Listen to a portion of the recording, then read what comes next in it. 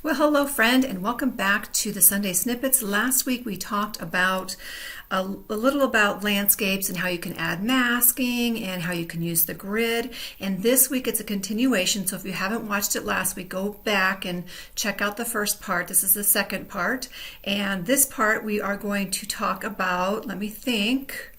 I know, adding text to the layout and different fonts. You'll see how I struggle picking out a font. If you struggle picking out a font, please let me know if I'm the only one. I don't think I am.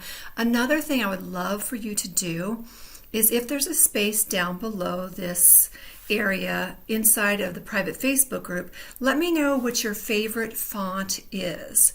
A script maybe, and then a sans serif and a serif font. I love to see what you all use. Let me know what your favorite font is. I think mine is Angelina script.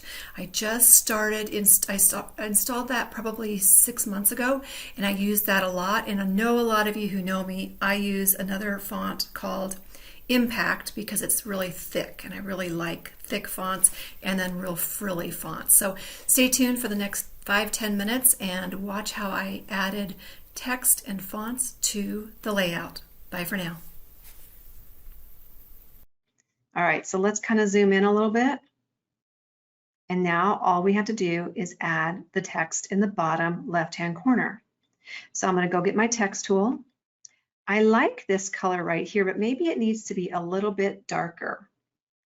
See this color right here? So let's go into our color picker and let's go a little bit darker. So see how I'm picking that color right there? And then I'm going to click on OK. I got my text tool. Remember, we always want to put like something about what it is. So I'm just going to go, ew, I don't like that font. Let's just do caps, Colorado mining towns. Don't like that font. So let's go with a very simple, elegant, thin, let's go with, I don't know. Sometimes picking out fonts is just horrifying. Not horrifying, that's kind of a drama word there. It's not horrifying, it's just, it goes, do you guys have that problem? Just tell me, please, how that problem with you try to pick out something like maybe a color or a font and you just sit there for like, I don't know, 10 days trying to pick out the perfect font. Too many choices. Oh my gosh, you guys are with me. Horrifying isn't that bad. Oh my God, you guys are the best. But yeah, you just gotta get over that. Just pick a font, darn it, right? But no, it's just agonizing. Golly. Okay, so my members are totally with me. I know a lot of you who are not members are totally with me as well. Let's just go with that one. It's too thick, but who cares, right? Right now, we're just gonna go with it. So it's gonna be called Colorado, what did I call it? Mining Town,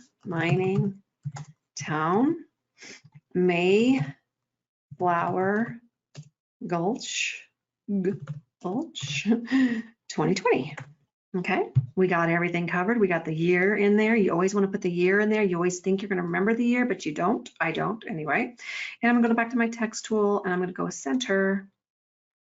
And then I'm going to move it down in here. Okay, and I just like having that like that. But y'all know we want to do, or it could be kind of cool. It would be kind of cool up here too. I don't know. You can do it wherever you want to, but I'm just going to put it right down in here.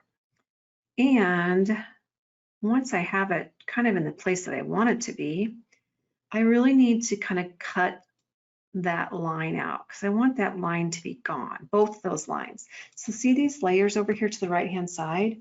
Both of those lines can be merged if you want to. So I'm going to hold my shift key down, take them both, right click, and choose merge layers. It's just going to merge those two. Then I'm going to cut out with the rectangle tool, I'm going to cut out this area and hit the delete key. You see how that worked? So I selected around the place that I wanted to cut, and then I hit the delete key. Now let's do something so that this will stand out a little bit more. See the Colorado mining town? It's not standing out real good. So I'm going to go down to this bottom layer. This is a little cheat. This is kind of cheating, but that's okay. I'm going to use what's called the dodge tool, and I'm going to make my brush size a little bit bigger. Hold on. How big is this brush? Let's make the brush, I don't know, 45? Is that good? How come I can't see my brush? I bet it's because I messed around with, I bet. It might be because I messed around with this darn mouse. But normally, oh, my cap locks is on. Oh, that's what it was. Cool. My cap locks was on. See that? I don't know if you can see that now, though.